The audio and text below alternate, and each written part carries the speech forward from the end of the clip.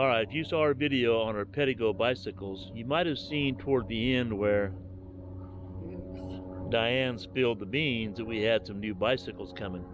So, now we're going to share with you what we got. Take a look. Hey, take a look what showed up. 2 Rad Mini step-throughs. We're going to take them out of the box, put them together. We're going to accessorize them a little bit differently each, and we're going to share some of that with you. So tag along with us.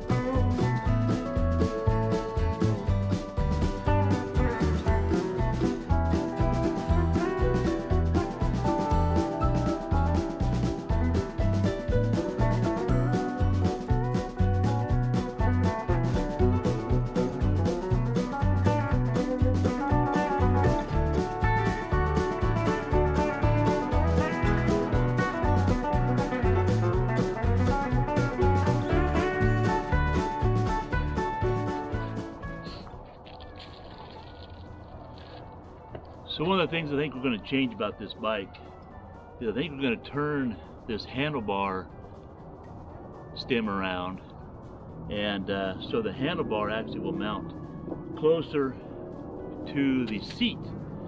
So we're going to do that later once we get this all put together.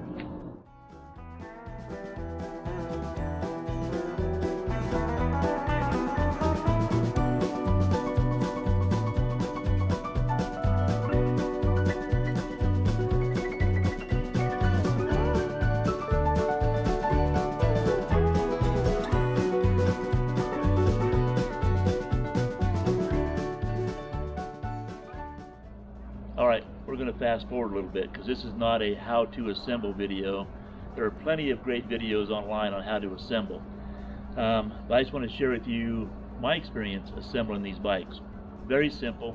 First off, they do a lot of packaging in the boxes. They're very safe during the moving of bikes.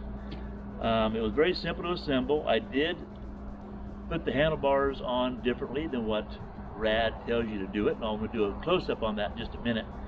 So I wanted my bike to have the handlebars back a little further than Diane likes to have it. The regular way that Rad tells you to assemble them had me leaning forward a little bit. So I was either going to buy an extension, an adjustable extension for my bike, or I was going to turn this mechanism around, which worked out just fine for me. So that was very simple. Putting the front wheel on was very simple. Maybe one of the hardest parts was putting the headlight on, and only because you had to hold a bolt, use 2 wrenches with 2 hands, and the light wants to flop around. So it wasn't like it was a hard thing, it was just an awkward thing. And on the first bike I put together, I put the front wheel on by myself, which was not an issue, but Diane helped me on the second one. Obviously, that made it more simple. So very easy. The pedals are left and right threaded, and I did take one pedal and try and thread it in to the right, which is righty-tighty, correct? But on the pedal I was putting on, I needed to do it left. So a simple little stupid thing. Putting on the back fender, very simple. There's just nothing hard about putting these together, very simple. I will say that Diane and I owned Pedigos before we went to the Rads, and the Pedigos are a very comfortable ride. So from the get-go, they had suspension seat post, nice seats, more power. The Pedigo had 500-watt motor, and mine had a 15 amp hour battery. Diane's was a 10 amp hour battery.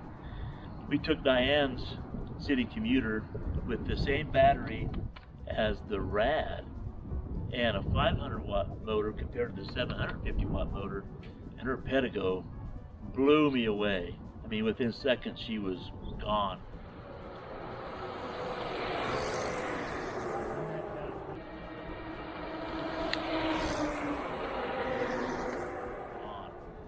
The Rad does top out at 20 mile per hour. The pedigo tops out at 25. So not only did she leave me behind, but once I topped out at 20, she continued to pull away even more. So if that's an issue for you, a pedigo is the way to go.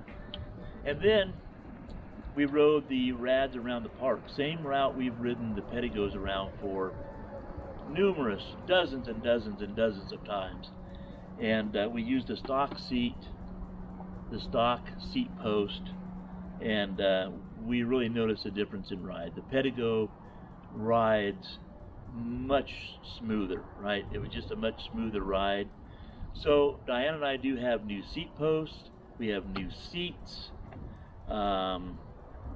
We have some racks coming, and we're going to make these a lot more comfortable. I'm pretty sure in no time at all we'll have these just as comfortable as the pedigos.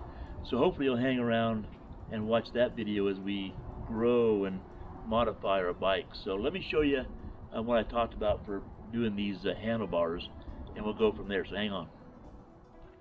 Okay, so this is Diane's bike, and this is the way that Rad tells you to assemble the handlebars. So the handlebars come disconnected. Let me show you here.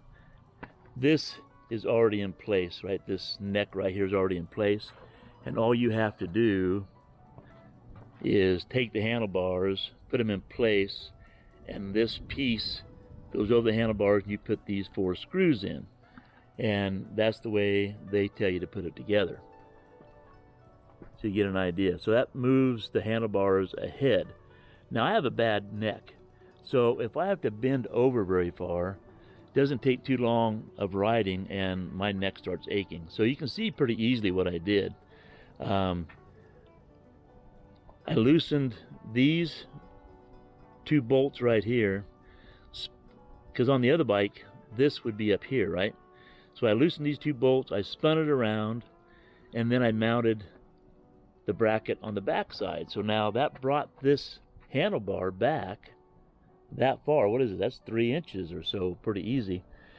And the only hard thing about it is getting to those screws. So I did have to, you have to loosen this up a little bit and move it back and forth so you can get to those bolts and tighten them down nice and tight. But it's not really a big deal. And for my comfort, it made a huge, huge difference. All right, we have so much more to talk about when it comes to these new Rad bikes. We have suspension seat post. We have new seats, we have new rear racks, we have new mirrors, we have new saddlebags. We're talking about changing out the handlebars on at least 1 bike, and possibly 2 bikes. We're going to talk about what we have to do to our Kuwait bike rack to accept these wider tires. We're going to talk about how we're going to fold and stow these bikes in our 5th wheel on travel days. We're going to test putting them in Diane's car, which is a CRV, a Honda CRV. We're going to put them in totes, put them in the back. We're going to share that with you. So much to talk about. Along with, we have a bunch of bike trails. We're going to take these bikes out on given tests. We have a lot to talk about, along with our normal, everyday, full-time lifestyle videos that we put out. So hopefully, if you haven't hit that subscribe button yet, you will now. And as always, have a great day. We'll see you in the next video.